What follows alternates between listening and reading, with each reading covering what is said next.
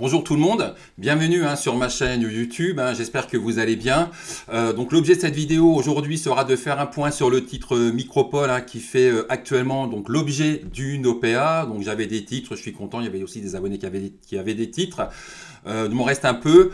Donc je vais vous donner les raisons de cette OPA hostile, ce qui est plutôt rare pour le secteur donc des SS2I ESN. Donc je vais faire un point sur ce secteur qui voit ses acteurs cotés se faire racheter un par un depuis des années. Et puis on regardera aussi les niveaux de valorisation sur lesquels s'effectuent ces opérations, donc ces OPA. Mais avant de rentrer donc dans le vif du sujet, je vous invite à vous abonner à ma chaîne.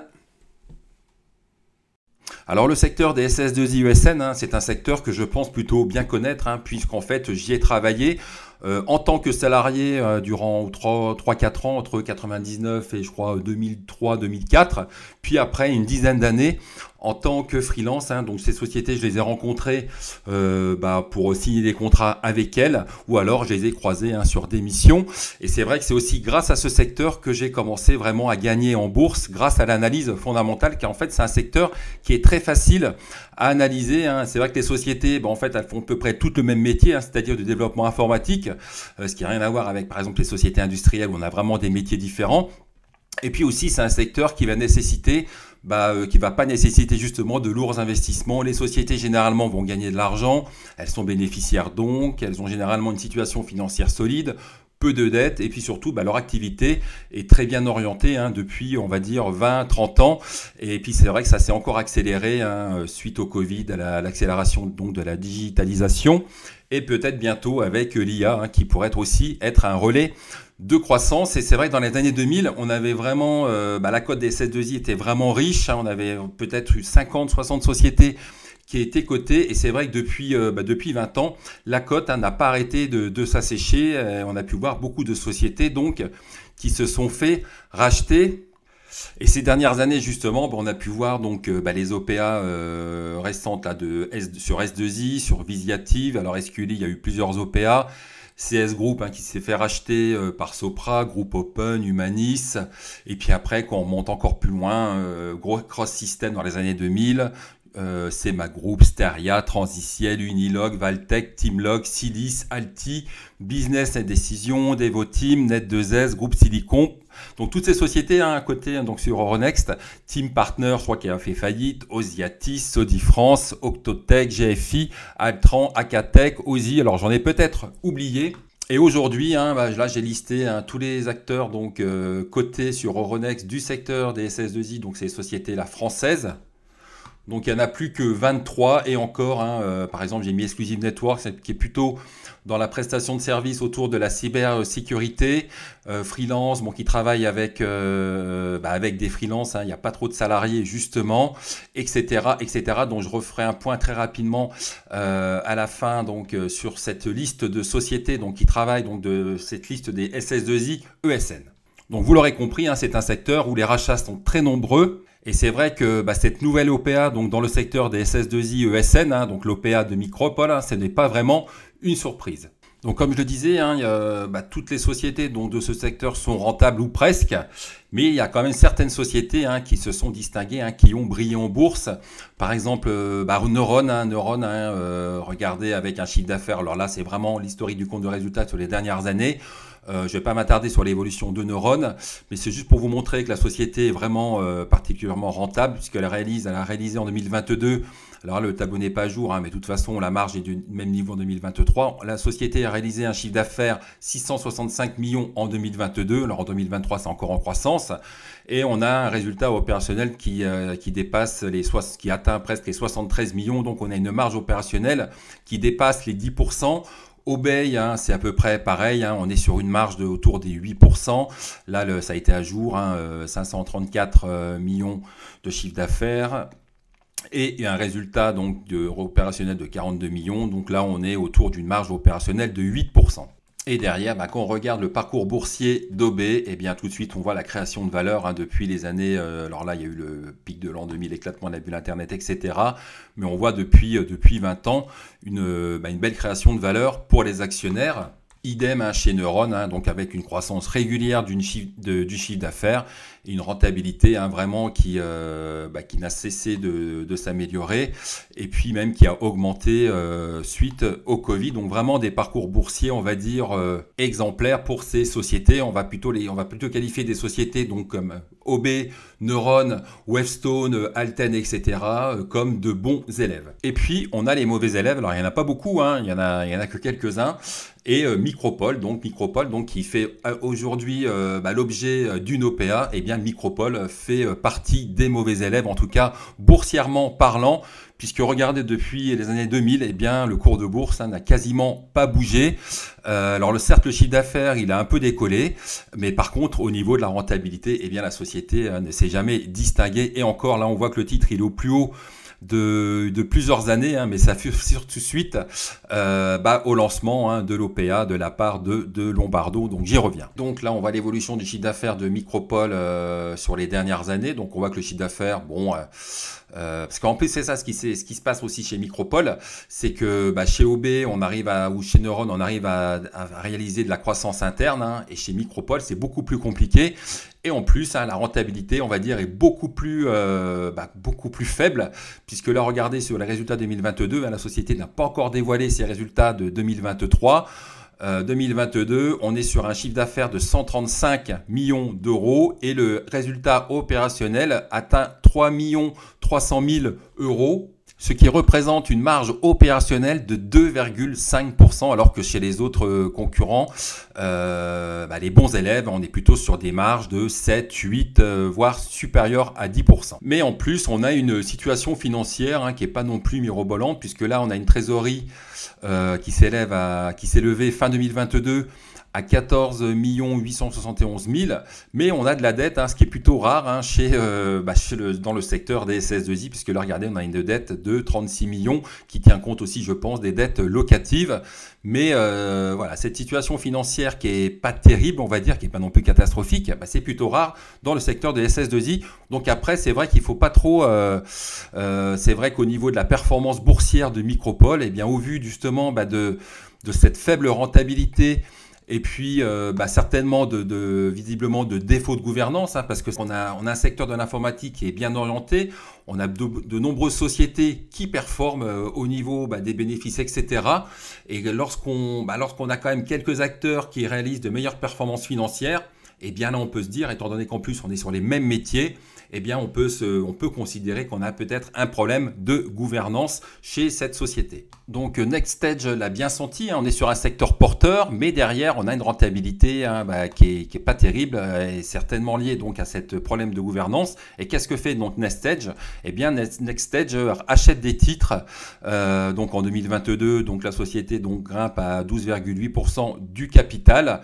Et puis après, ils s'allient avec Dorval et à eux deux, en fait, ils détiennent à peu près plus de 20% du capital, puisqu'ils observent en fait que l'entreprise, pourtant positionnée sur des marchés extrêmement porteurs, subit une forte sous-évaluation par le marché, attribuable notamment à une gouvernance lacunaire, ils y vont quand même fort, et à une profitabilité de l'entreprise bien inférieure à ses pairs. Et donc en fait, moi aussi, j'en profite. Donc j'avais des titres bien avant juin 2023, mais je partage complètement leur avis. Donc ça, s'ils déclarent ça avant l'Assemblée générale. Donc ils effectuent quelques requêtes, notamment la nomination de 2 administrateurs indépendants.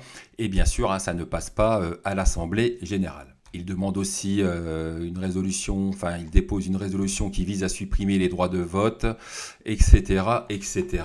Consortium dans NextStage et Dorval posent aussi de nombreuses questions lors de cette Assemblée générale. Et on voit à travers ces questions que ces deux actionnaires sont visiblement énervés par la gouvernance, par cette faible rentabilité. Le parcours boursier de Micropole n'a fait apparaître aucune progression continue. Comment expliquez-vous la sous-performance de long terme de Micropole? Alors eux nous expliquent que le chiffre d'affaires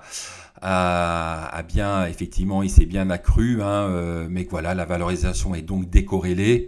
ils reviennent sur les membres, enfin sur les administrateurs, hein, parce que c'est vrai qu'au sein du conseil d'administration, ce qui énerve aussi NextEdge et Dorval, c'est qu'il y a donc il y a les deux, il y a le PDG et le DG, mais il y a aussi leurs épouses.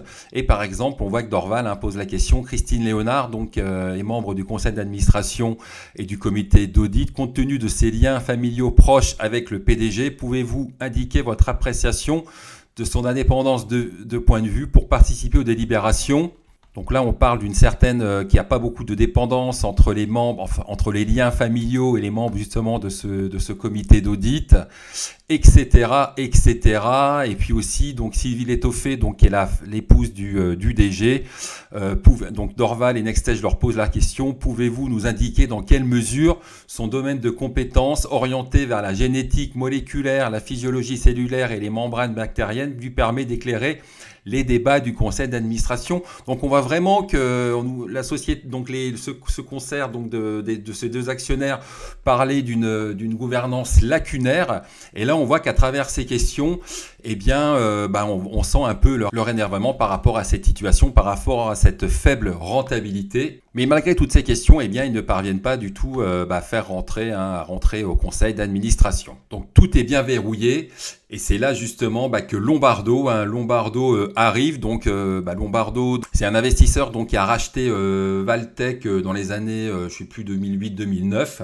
Et que justement, le lancement de cette OPA hostile, eh bien, c'est certainement, parce que c'est vrai que des OPA hostiles dans le secteur de l'informatique, ça n'arrive jamais. Mais là, l'arrivée de Lombardo pour lancer donc cette OPA hostile, c'est un peu pour un peu secouer le cocotier, faire bouger les lignes par rapport à une société donc qui est sur un secteur porteur, mais qui réalise vraiment qui dégage vraiment une très faible rentabilité. Lorsqu'on regarde les rémunérations donc de Christian Poyot, donc le PDG, et de Thierry Létoffé, donc le DG, eh bien on peut constater quand même que par rapport à la taille de ces sociétés et par rapport à la rentabilité dégagée donc par Micropole, eh bien on peut noter que les salaires sont quand même élevés, puisque là on est sur un salaire donc de 419 000 euros, enfin non 420 en incluant les jetons de présence, conseil d'administration, avantages en nature. Thierry Létoffé, on est à 415 000, donc à eux deux c'est 830 000, sans compter les épouses, compter le comité d'audit, etc.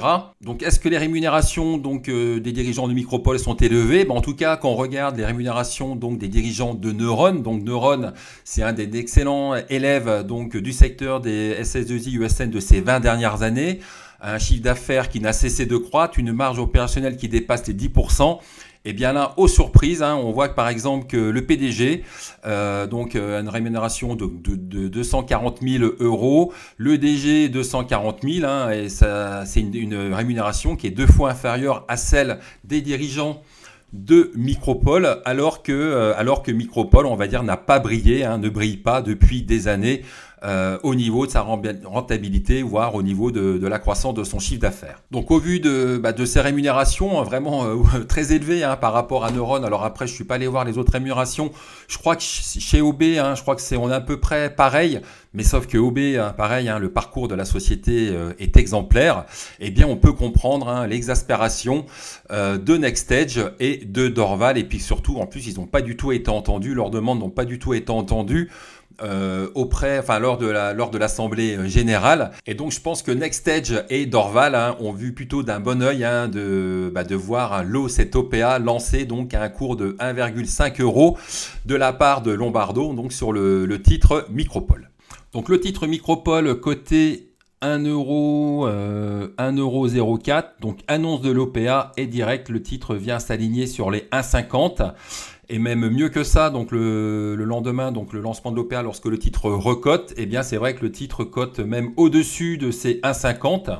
Donc moi aussi j'en profite pour alléger, donc j'avais 20 000, je sais plus, 23 ou 24 000, je vous le mettrai là en copie d'écran, donc ça sera devant vous.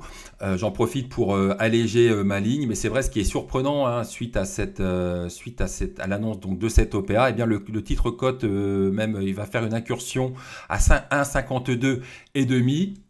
Et on apprend bien le soir même que en fait OB donc un des bons élèves du secteur des SS2I ESN, OB a acquis 580 000 titres Alors c'est vrai que ces deux sociétés se connaissent bien, puisque dans les années 2000, elles étaient déjà introduites en bourse. Elles étaient positionnées donc sur des secteurs à une époque. Elles étaient positionnées sur tout ce qui était informatique décisionnelle, BI, business intelligence, etc. Donc à un moment, elles se tiraient la bourre. Alors maintenant, je pense qu'elles se connaissent très très bien. Je pense qu'on peut même penser que le dirigeant de Micropole connaît le dirigeant de OB. Et on peut penser déjà que donc si OB achète des titres à 1,51 €, donc alors est-ce qu'il veut aider son pote de Micropole? Est-ce qu'il est intéressé par le rachat de Micropole? Écoutez, ça, je ne sais pas. C'est encore trop tôt pour le dire. De toute façon, je ne suis pas du tout dans les confidences. Mais en tous les cas, OB pourrait jouer le rôle de chevalier blanc et de sauver peut-être Micropole des griffes, des méchants griffes, on va dire, de Lombardo, pardon. Donc le marché apprend donc OB à acheter des titres. Après, il y a aussi la société de gestion Amiral Gestion qui achète des titres. Et puis après, il y a de la spéculation qui s'empare sur le titre Micropole. Et le marché pense qu'il pourrait y avoir une bataille boursière pour l'acquisition de Micropole. Et la question qu'on pourrait se poser maintenant, c'est est-ce que Micropole a encore du potentiel? Si on se base donc sur l'acquisition qu'on a pu avoir, sur l'OPA qu'on a pu avoir récemment, enfin l'OPA de la part, une OPA donc sur S2I, OPA qui a été lancée par la famille donc qui a fondé S2I, qui a été associé donc à des fonds. Donc ils ont lancé une OPA à 70 €. Donc S2I donc un des meilleurs élèves de la cote, une marge de 10%. La société donc s'est fait racheter sur un ratio de valeur d'entreprise sur résultat opérationnel de 13. Donc on peut partir sur la valeur de ce ratio. Et de dire que ça peut être une référence, un ratio de référence sur lesquels les transactions boursières sur le secteur de SS2I pourraient se faire. On a pu le voir, je crois qu'il y a 2 ans, il y a un peu plus d'1 an, je crois qu'on était autour des 16. VERO autour des 16, Groupe Open, on était autour de 14. Et donc, si on considère par exemple que la transaction donc sur Micropole doit se faire sur un VERO de 13, est-ce que ça pourrait nous donner encore du potentiel par rapport à la valorisation actuelle du titre Micropole?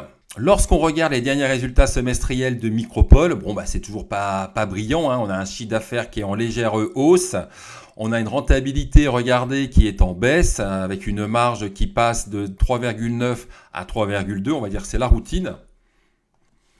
Le coût de la dette qui vient plomber ce résultat opérationnel. Et puis en fait, le résultat net est dans le rouge, ce qui est complètement hallucinant donc pour ce secteur de l'informatique. Donc on a un résultat dans le rouge. Alors après, on peut s'attendre à ce que le S2 soit meilleur. Mais au niveau rentabilité, c'est pas terrible, comme d'hab. Mais on a quand même une bonne surprise. On a du mieux concernant donc le free cash flow. On a un free cash flow largement positif qui permet donc à la société de voir baisser sa dette. Donc là, on était sur la dette fin 2022. Alors, il y a la dette long terme et la dette court terme. Là, on était à 20 millions, donc là, on monte à 25. Mais par contre, donc on a une dette long terme plus importante, mais on voit que la dette court terme est en très forte amélioration puisqu'on était à moins 25 et là, on passe à moins 6. Donc, grosso modo, la dette diminue a diminué sur le premier semestre 2023. Elle a diminué autour des 5-6 millions. Et donc, si je prends ces ratios, donc ces nouveaux ratios donc de dette pour calculer donc ce fameux ratio de VE sur RO, alors valeur d'entreprise, c'est quoi? Je rappelle que c'est la capitalisation boursière moins la trésorerie plus les dettes.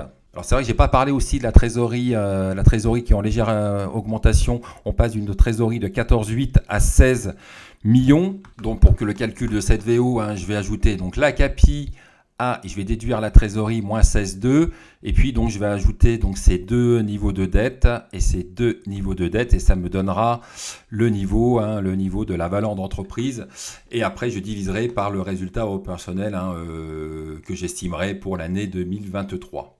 Donc le calcul, il est ici devant vos yeux. Donc là, j'estime qu'on a un RO autour des 5 millions. Au vu donc de ce premier semestre, on va dire toujours pas terrible, comme d'habitude avec Micropole, décevant. Alors des fois, c'est vrai qu'on a eu des bonnes surprises Et puis, voilà, on a des espoirs qui sont après douchés en fait par un mauvais semestre ou avec une charge qui va plomber ces résultats. Donc là, si je fais mon calcul de VE RO, donc on est sur une capi de 50 millions. Là, c'est le total des dettes ici. Là, j'enlève la trésorerie. Et quand je divise donc par le RO, eh bien, on est sur un VO de 13. Et donc, aux surprises, ce niveau de VE RO de 13, donc là actuellement, c'est le niveau de valorisation du Micropole suite donc à l'envolée du titre au-dessus même du cours d'OPA à 1,50. Donc là, on est à 1,72. Et bien, ça correspond exactement au cours de l'OPA sur S2I. Mais par rapport à S2I, je pense que là, il y a vraiment un potentiel d'amélioration de la marge sur Micropole. Et ce que se dit le prédateur, l'acheteur, puisque imaginons que si on avait, si la société, par exemple Lombardo parvenait à racheter Micropole et qu'il arrive à redresser la marge et qu'il arrive à faire grimper cette marge à 4-5%, ou 6%, par exemple là sur 135 millions, on arrive à une marge de 6%, et bien ça nous donnerait donc un résultat opérationnel de 8 millions et un VE sur RO de 8. Et là effectivement, là on serait sur une valorisation vraiment intéressante. Et là je comprends pourquoi le titre maintenant est au-dessus des 1,70. Certes, on est au-dessus du prix de l'OPA, mais si l'acheteur parvient, alors je pense que ça va quand même coûter un peu d'argent. Enfin, il va falloir un peu réorganiser, il va falloir un peu restructurer la société. Mais entre-temps, les dirigeants partiront certainement. Donc, ça va un peu diminuer la masse salariale à hauteur de 1 million déjà. Donc si l'acheteur parvient à redresser la marge de Micropole et que même à l'issue des 2 ans, on est sur une marge de 6%, eh bien regardez, la Micropole aurait une valorisation sur les cours actuels, un VE RO de 8, et sachant que on serait sur un ratio faible par rapport par exemple aux transactions qu'on a pu voir sur S2I, sur Groupe Open ou sur Humanis. Donc combien peut valoir Micropole? Eh bien je pense que le prix, alors après on peut avoir une bataille boursière qui peut peut-être nous emmener jusqu'à 2 euros, 2,2, 2,5 euros, mais je pense que ça sera le prix qu'un acheteur acceptera de payer, ou plutôt en fait le prix va représenter la confiance de l'acheteur pour redresser les marges de Micropole. Alors bien sûr, tout ce que je viens de vous montrer là, ce ne sont que des hypothèses. Nous sommes le 31 mars. Moi, j'ai pas plus d'éléments que vous.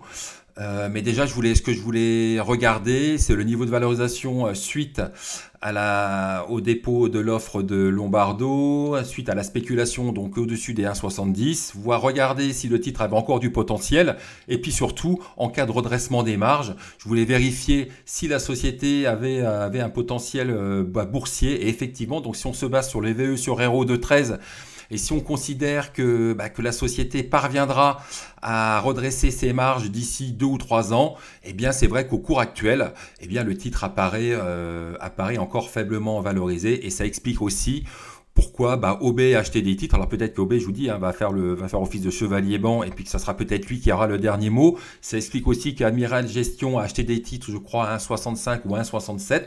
Mais c'est vrai qu'au cours actuel, eh bien, le titre apparaît encore faiblement valorisé, à condition bien sûr que l'acheteur parvient à redresser les marges de Micropole. Et donc après, la question aussi qu'on peut se poser, c'est quelles seront les prochaines sociétés du secteur des SS2I ESN à se faire racheter. Donc là, je vous ai fait la liste, et honnêtement, je pense que tous les acteurs peuvent se faire racheter. Alors j'ai des préférences pour certaines sociétés. Alors pour ça, je garde la primeur pour mes abonnés.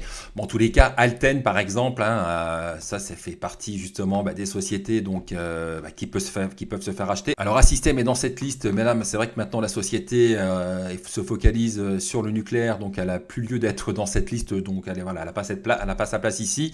Bon, Atos c'est très compliqué. On se dirige vraisemblablement vers une dilution à la Orpea. Axway, alors c'est vrai qu'Axway, je pensais que la société se ferait racheter, mais là visiblement ils ont racheté donc un pan d'une activité c'est la partie software banque de Sopra, donc ça sera pas dans l'immédiat je pense. Bon, Capgemini c'est trop gros maintenant, alors c'est vrai qu'à une époque il y avait Infosys, donc grosse SS2I indienne, qui avait des rumeurs de rachat de Capgemini, mais ça fait très longtemps qu'on n'en entend plus parler, puis c'est vrai que depuis Capgemini est devenu énorme. Keops, alors Keops faudrait que je recreuse. Bon, Coeris, éditeur de logiciels, alors j'ai déjà fait une vidéo dessus. Alors là, pour le coup, oui, il y a de très fortes chances. Il y a un fonds majoritaire dans le capital. Je vous renvoie à une vidéo faite sur YouTube. Econocom SS2I belge, bah oui. Exclusive Networks. Alors je vous dis, je ne vais pas donner toutes mes préférences par rapport à cette liste, mais Exclusive Networks, j'en ai pas mal parlé.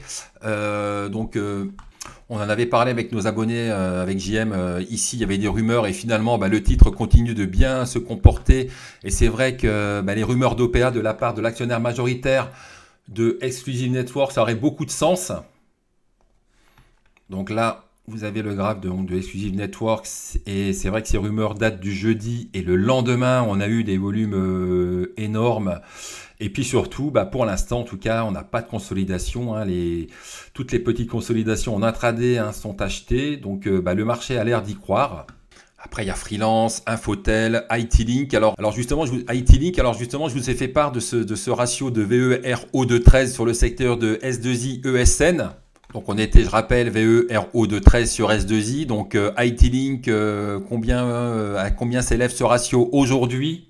Toujours la même chose, le RO d'IT-Link, il est ici. Donc après, on va aller chercher la situation financière, la trésorerie nette qui s'élève à 6,5 millions. On est sur une CAPI de 55 millions.